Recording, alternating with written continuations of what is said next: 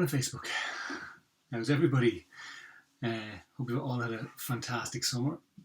Here we are, episode 60, the big 60. I can't believe we've done this many. It's been a lot of fun. We've done over a year's worth. Oh my God, that's pretty scary. So how's everybody's summer been? Have you had a nice relaxed time? Has it been a bit crazy with the kids? Are you one of those parents who's so happy to see your kids going back to school? Or are you one of those parents who's dreading going back to school and you're in tears? Maybe you've got a kid who's starting school early. Who knows? But yeah, I've had a good summer. It's been busy, but it's been nice. It's been a bit of fun hanging out with the family, which has been good as well. The purpose of us every morning is a good coffee. So hope everyone's got your coffee ready to sit down and have a listen to. Hopefully some good advice. So, as always, we will be having the podcast up on our Help Me to Parent podcast channel. So if you just type in Help Me to Parent on your podcast apps, you should be able to find us. If not, get in touch with me and I'll point you in the right direction. I do have a Patreon page, patreon.com/Al O'Donoghue podcasts. That's for all my podcasts. For those of you who don't know, maybe I just do some motivation interviews with some fantastic people. And my first one from series 3 went out yesterday with Martin Doyle, and I'm getting tons of really, really positive feedback. A lot of people are taking a lot of encouragement from Martin's story of leaving school early and then eventually getting to a place where he went back and did his leaving cert in his 30s and ended up getting the job that he wanted as a strength and conditioning coach for me. Then how he's kind of moved away from that now again. And it's a really, really good story. So if you check out Alan O'Donoghue podcasts on your podcast machines, you should be able to find it. So anyway, we're here to talk about parenting stuff. So let's crack into it. We've got hit with some 3 good ones today. So we'll just get straight into it. My little lad has just started Montessori school. I took extended leave when he was born and then a career break as I wanted to be at home with him for the first few years. We've had a fantastic time together, exploring the world around us, and it's given me so much joy to see him learning all about nature. I know it's natural for me to be a bit upset that he is now going off to preschool, and I know I'll manage this. The problem is that he is so upset every time I drop him off. He cries when he sees us pulling up to the creche, and cries the whole way in and tries to cling to my leg to stop me from leaving. I know this is the best thing for him, but it's so hard to see him get so upset and to know that I am causing this. Have you any advice on how I can make this easier for him and me?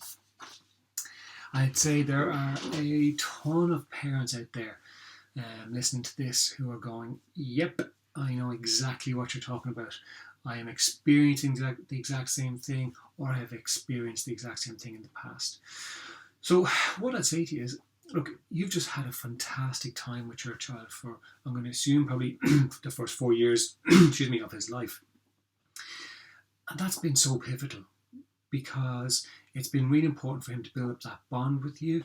And of course it's going to be difficult because things are changing, for him. So all he has known is mom and me, and that's it. Dad might be around, there might be brothers and sisters, there might be aunts and uncles, doesn't matter. It's been you and mum, that's it for the whole time. So it's completely understandable. All of a sudden, this is changing, and he's taking a bit of time to get used to it. But if we bring it back to, when you started to potty train him, did he all of a sudden one day just go, right, that's it, I'm not wearing a nappy anymore, and no accidents? No, it probably took a little bit of time to build it up. When he started talking, did he start speaking fluent English, if English is your first language, straight away? No, he didn't. You gave him the time, you allowed him the space to practice and make mistakes, and that's okay. This is just the same kind of thing. All you need to do is allow him the time to be upset, but that's okay. Some parents, and I speak to a lot of creche staff as well, and they said the hardest part for the kids is actually those parents who stay and they're kind of looking in the window to see if he's okay, and if he stopped crying and the kid catches a glimpse of him, of the parent, and they're like crying and crying and crying. the creche staff have always said to me that the best thing to do is just bring your child in, plonk them in, and boom, out the door. Because within a minute, most kids are pretty much all right because they're distracted. Like, we all talk about mindfulness as adults and the importance of living in the moment, and how so many of us, we think 10, 15, 20 steps ahead, or we're worried about stuff that happens in the past. Kids aren't like that. Kids literally just live in the moment. Like, they're perfect little beings in that respect. So most kids will just go into the creche, and within a minute or two will be fine. If it is an issue, if it's something that's carrying on and on and on, I suppose it's up for you. Like, I'm assuming you did a lot of research in the creche that you sent your kids to. I'm assuming that you didn't just pick one and go, right, off you go. So you would have checked out with friends, or gone on Facebook, or, just checked out reviews of the place that you picked for your child. And then you sent them in. The staff in those creches are so well trained, and they know exactly how to manage kids who are upset. Some parents get embarrassed because they think, do they think my child's like this all the time? But the creche staff know. They know that kids are like this. That's what they're trained to do. So they're well able to manage those kids who are upset. And, even if it's 5 minutes, they're very good at distracting them, or letting them have their little cry, which is important, because your son's going to miss mum. He feels that maybe he's missing out. It's one of those things. But they just let him play away, and then all of a sudden, kids come back around. So what I'd say to you is, just keep going, because it will change. Now, for some people who listen to this, they will say, well, my child cried for the full year when I dropped them off. That may be the case. But I'm going to assume that if your child was crying all day, every day in the creche, they would have phoned you and said, look, there might be an issue here, a bigger issue than just your child missing mum or dad. So it's okay to just trust that they know what they're doing, and they're going to get in touch with you if they need you, if there is a big issue. But for the most part, you haven't said that in here, so I'm going to assume that your child has started, and you probably haven't got any phone calls from the creche, because for the most part, he's pretty much okay within a couple of minutes of you heading off. So what I'd say to you is, maybe just take a step back for yourself and take the pressure off yourself. You're not doing this to your child. You're not causing him hurt. You're not causing him intentional pain. This is just the next step for him in his development. And for you, maybe it's time for you to start to look at, well, what do I want to do now? Like, I don't know if you're going to go back to work or what your plan is, but maybe it's a case of, I'm struggling because I've just had 4 years of fantastic time with my son. Maybe the struggle is within you, and that's okay too. It's all right to hold your hands up and say, I'm actually really missing him. I'm really missing the structure to our day. I'm really missing the fun we have. I'm really missing exploring. But maybe when he gets home, you can go and do that then. Maybe it's a little bit less. Maybe it's not as much time as you'd like. But maybe it's okay. Maybe you can just give it a go and see how you get on. And look at yourself. You now have a little bit of time. Who knows? Maybe it's getting stuff organised for the next day. Who knows what it is? But maybe you're interested in something, or you want to catch up with friends or family, or whatever. Maybe that's okay too. So take the pressure off yourself. You're not intentionally hurting your child. He is okay. He's all right. He's going to be fine. The creche are going to contact you if they're worried, or if there's any concerns. He's all right too. So take that pressure off. He's going to be okay. And the reality is, this is the start of him, growing up and becoming his own person. And ultimately, that's what we all want, isn't it, as parents? We don't want our kids to just hang around and, rely on us for everything. Because I'm sure you want to be washing dirty socks and underwear when he's 35. I'm going to assume. You can correct me if I'm wrong. So give it a go. Just take the pressure off and trust that everything's okay.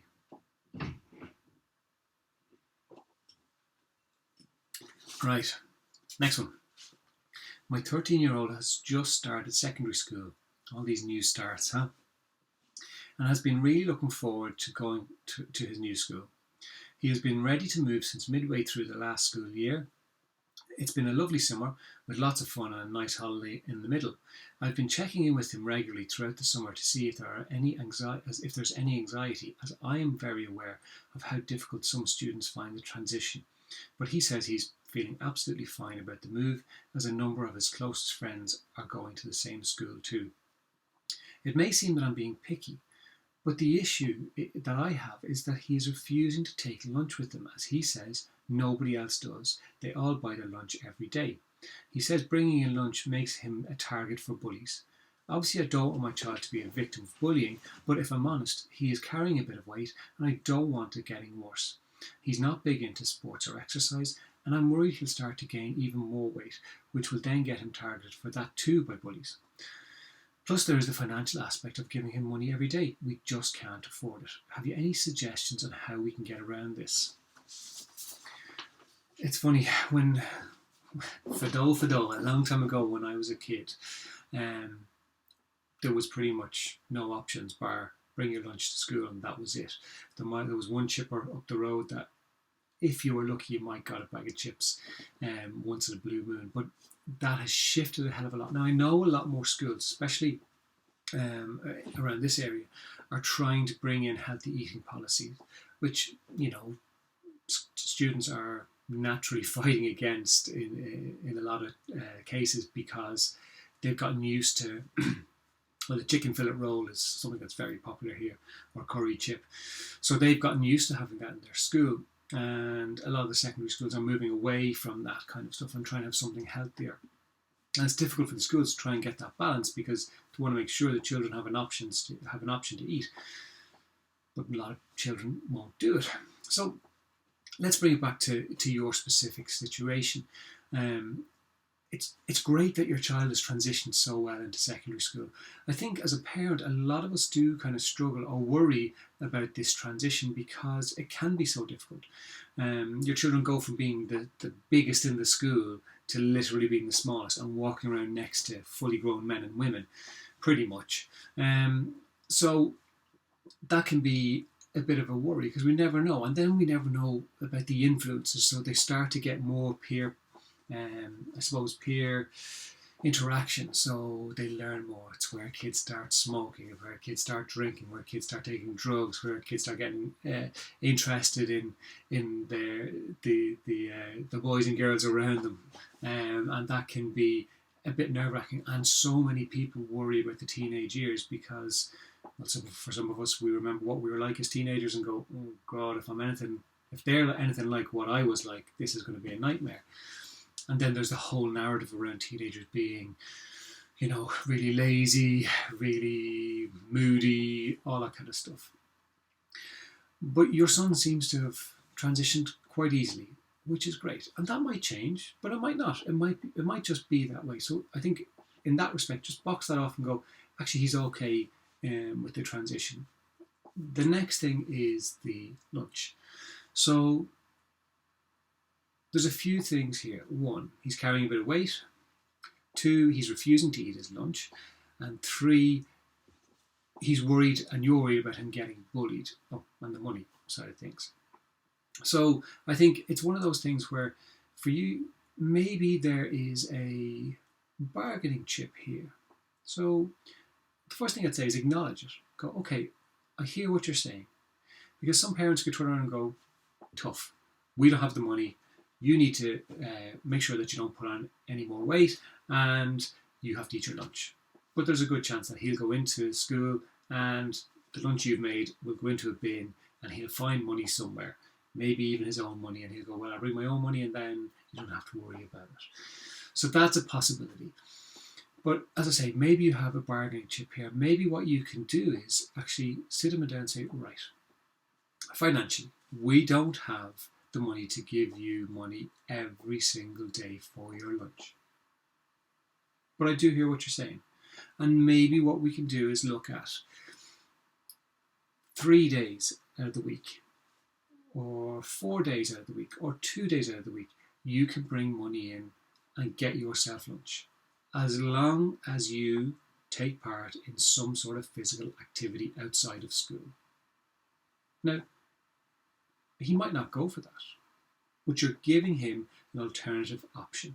And you're getting in the fact that he needs to do some sort of exercise. And there are so many options now. Like, there's never been a better time for kids to get involved in physical activity. So whether it's soccer, Gaelic, basketball, hockey, MMA, boxing, going to the gym. There's a lot of gyms now offer teen gyms. There's options there. So given that he's not doing any physical activity, there is a chance that he may start to put on weight. No, he might not. Like, maybe he will go on a growth spurt and, he'll kind of go from this to stretch out. That might happen. But it's no harm getting him involved in physical activity for his mental health, for his physical health. And, because you're setting him up then for a life of exercise just being a normal part of the everyday routine. And if he agrees to it, maybe that exercise will counteract the food that he's going to buy. Or maybe you can have a conversation around what foods he can buy. Chicken fillet roll once a week, but something else the other weeks, or a wrap or something like that. Who knows? Have that discussion around what are the options available. Now, you have to kind of trust him. And he might not go, he might get chicken fillet rolls every single day. But as long as he's taking part in some sort of activity, and he has to stay with it. And then if he doesn't stay with it, the money is retracted. And then it's his choice whether he eats or not. Now, some parents will say, yeah, but I'm worried that he isn't eating then. It's amazing how hunger is a great motivator. And I'm not saying that we need to starve our children. What I'm saying is, he might not eat the lunch, but he might start to eat a lot more for breakfast and a lot more in the evening time. It's not ideal. I'm not saying this is an ideal situation, but maybe that would motivate him to actually, okay, I'm going to go to the gym, or I'm going to go and start playing rugby because I'm getting money for my lunch. So it's a good trade-off, and he might give it a go. If he doesn't, that's his choice. You've given him the option. But you need to sit down as well and look at, what is my budget? What do I have available? What can I afford? Like, you might be able to afford 1 day a week. If that's what you can afford, that's what you can afford, and that's the option. And explain that to him. Hey, look, we just don't have the money to give it to you. We do have the money to give it to you once a week. So you need to exercise at least once or twice a week, whatever way you want to word it. And what you might find is that he ends up falling in love with the exercise or the sport that he starts to take part in, and that you're not having to worry about that. And then you notice that the weight does drop off. And plus, he's not getting bullied. But let's be honest, he's not going to be the only kid in the school with lunch who's bringing lunch in. We've all heard it. I'm the only child that doesn't have a phone. I'm the only child in the whole world who doesn't have Snapchat. I'm the only child in the world who has to bring lunch into school. It's just absolute rubbish. Because we all tried it ourselves. Wanted to try and convince our parents to give us something, and they didn't. So give it a go and see. So we have a little comment here from Baya Waikondo. I hope I pronounced that okay. Hi all, I have a 5-year-old boy, Lorenzo. We live in Italy. I'm from Japanese family. I was born in Brazil, and now we're living in Italy. So he speaks Italian, understands Portuguese, and is used to Japanese language and have English at school. Is that too much? No, I don't think so, if he's able for it. He is changing school this year in Italy. It's his 3rd year of school here. But I see the Italians treat him differently because he is not Italian and seem a little different from them. I'm Japanese and the dad is Italian. Sometimes he used to come home and tell me his friends told him, like, get out of here, Chinese boy, or didn't want to play with him. And I know all the racism and preformed ideas. It's from the parents, because children don't know what racism is. They just want to play. How can I deal with that? And how do I deal with the narrow-mindedness? Lorenzo is more Italian than a lot of Italians over here. That's really, really difficult. And, you have my sympathies with that, because here you are, you're in this country, and your son, like, you could probably manage things for yourself, but Bianca, sorry, apologies. You could manage if you were experiencing that. Now, it would be heartbreaking and difficult, but you have the ability as an adult to process this. And here you have a 5-year-old who is just getting on with, trying to make friends and play with people and have some fun. There's a few things I'd say. One, go and speak to the school, because racism is not okay. It's absolutely not okay. Xenophobia is not okay. Go and speak to the school and say, this is happening to my child on your property. Now, in my experience of Italian schools, and not directly, but from speaking with other people, they can be quite standoffish and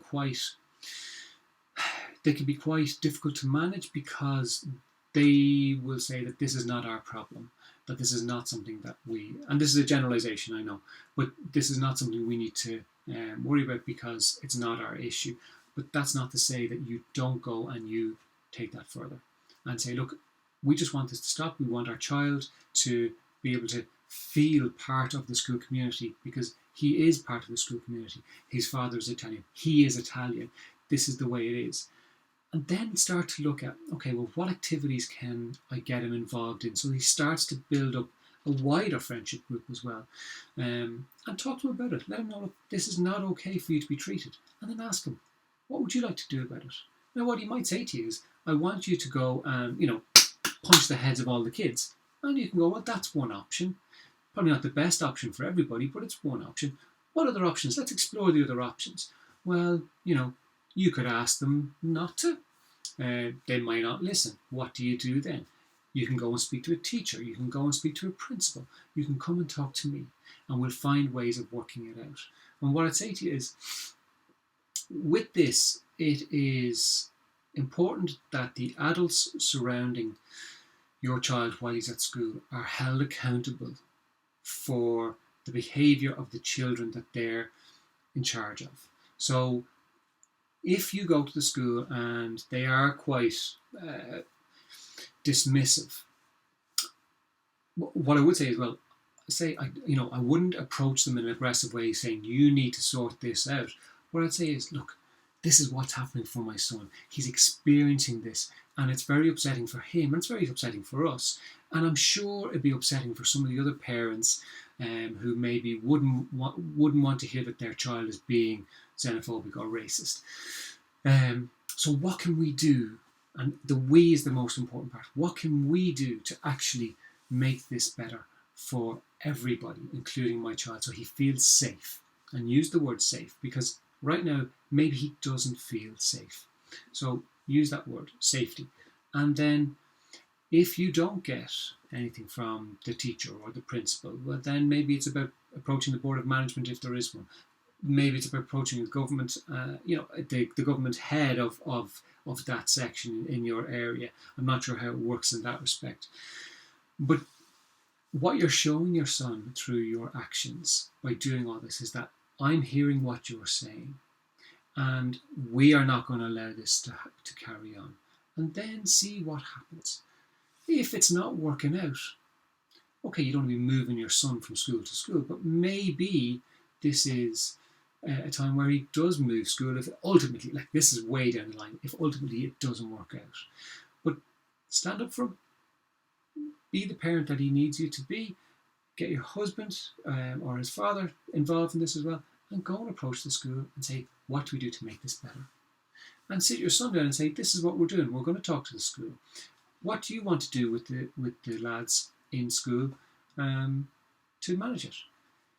Who knows, maybe one day he will just turn around and punch one of them in the head, and that'll be the end of it. I'm not saying it's right, but it might happen. It might work. I hope that's okay, Bianca, and it's of some use to you. Do come back to me as well. Converse with me and let me know how it's going for you, okay? Okay, last one for today. My daughter has literally no interest in school. It has gotten worse and worse every year since she went into secondary school. Arguments are a daily part of the household, and I'm finding it harder and harder to manage myself around this. All she says she wants to do is play music for a living. She says she doesn't see the point in getting a school qualification because she's never going to go to university, and that she's going to make a living at music. In fairness to her, she works really hard at her music and is literally always tinkering on a guitar or ukulele or the piano. She's very talented, but gave up doing music exams as she found it boring and more frustrating than enjoyable. Obviously, I don't want to be forcing her to do something she doesn't want to do, but I feel she needs to get something else behind her, just in case the music doesn't work out for her. Even if she just finished school after that, I don't really mind what she does. How do I get her to realise that she needs something behind her, just in case? The first thing is that it is fantastic that your daughter is so enthusiastic about music and that she sees a career path for herself. So I suppose with music, it can be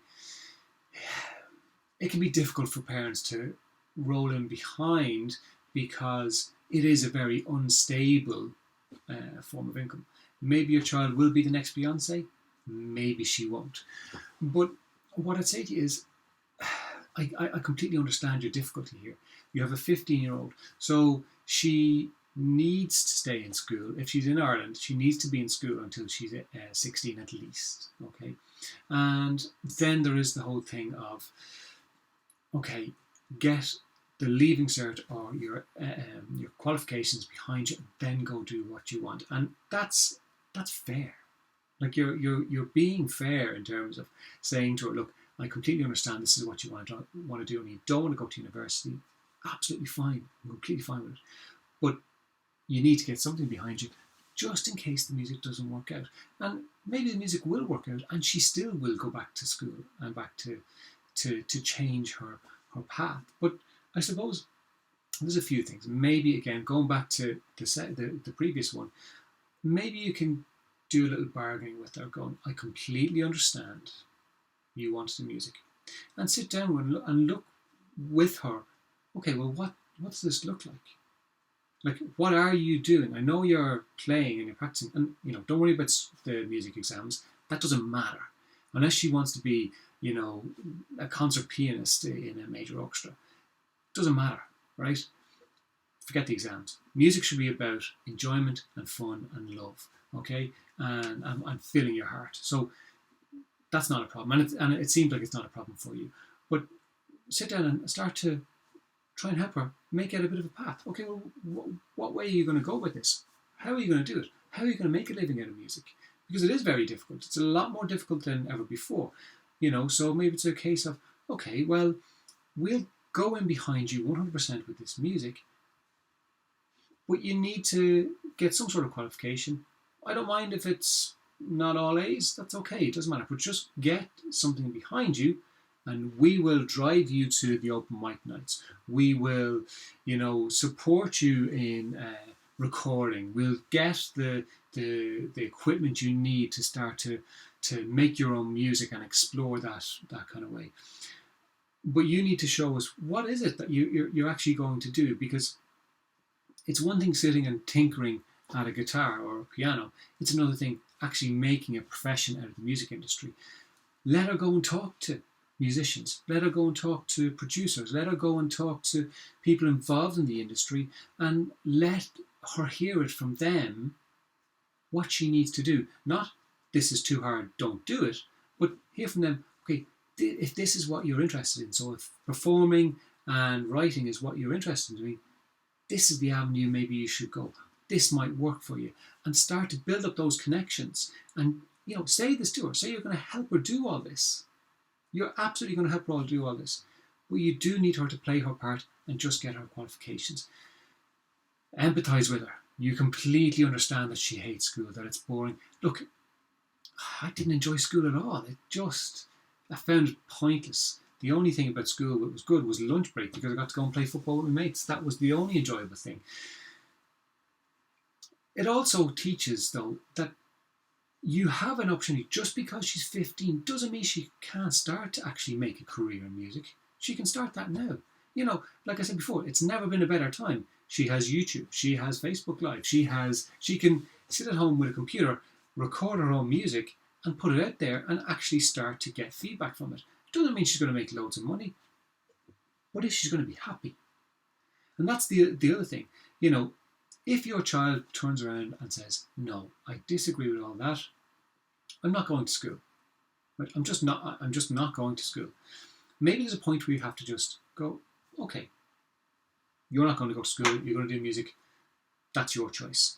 But we're not going to fund you just sitting around scratching your arse. So you need to go and get a job if you're going to leave school, and look after paying your own bills and stuff like that.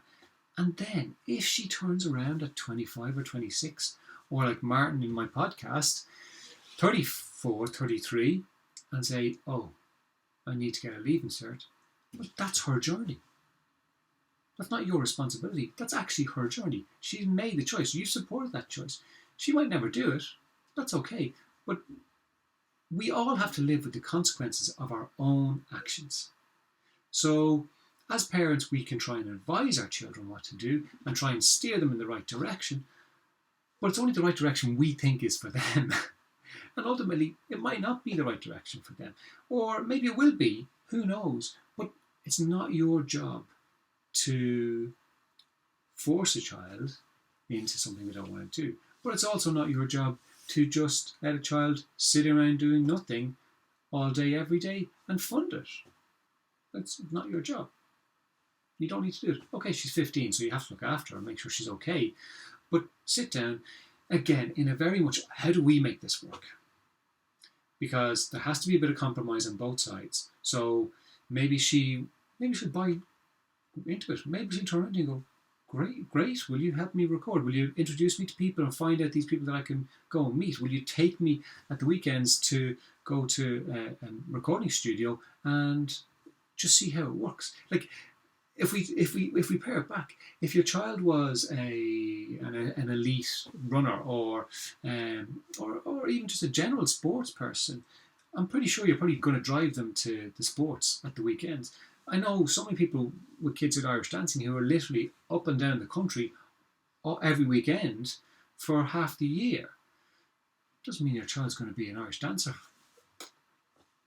So maybe this is what your child needs you to do, but at the same time you can ask her to reciprocate and do her part as well, and give that a go and see. Right, 32 minutes, guys. This is probably our longest one for quite a while, but it's great to get back. I enjoyed the break, but I'm also glad to be back.